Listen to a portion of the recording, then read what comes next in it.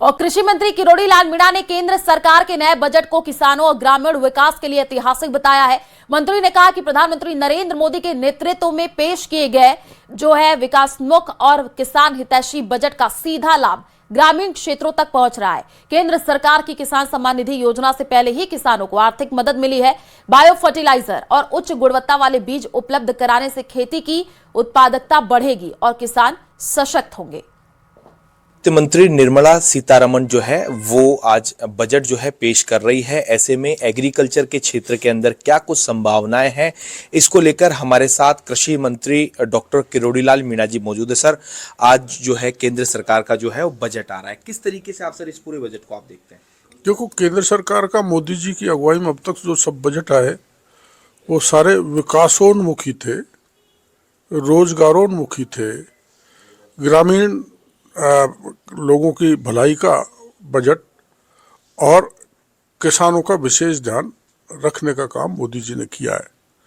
तो आप जानते हो कृषि का अपना देश कृषि प्रधान है और उसमें भी राजस्थान देश में सबसे बड़ा भूभाग वाला प्रदेश है। तो कृषि को सौगात निश्चित रूप से बड़ी मिलने वाली है।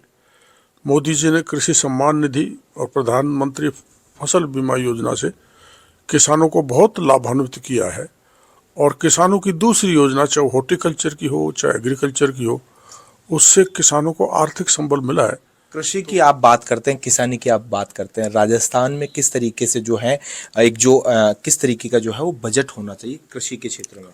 देखो, वो तो एक स्टेट के लिए बजट नहीं, वो तो देशव्यापी बजट देश भर के किसानों को, क्योंकि अपने देश में विविधताएं बहुत हैं। फसलें भी कहीं कुछ उगती हैं कहीं कुछ उगती हैं, जैसे अपने राजस्थान में सरसों ज़्यादा है, कहीं दलहन ज़्यादा है, कहीं तिलहन ज़्यादा है। तो तदनुकूल हर उसको कवर करते हुए किसानों के व्यापक हित में बजट आएगा, जिससे किसान आर्थिक दृष्टि से मजबूत हो सके। तो देखिए, ये थे हमारे साथ कृषि मंत्री किरोड़ी लाल मीणा जी। इन्होंने कहा कि जो बजट है चहुंमुखी विकास के रूप में आएगा और किसानों के हित के अंदर ये जो है वो केंद्र सरकार बजट लेके।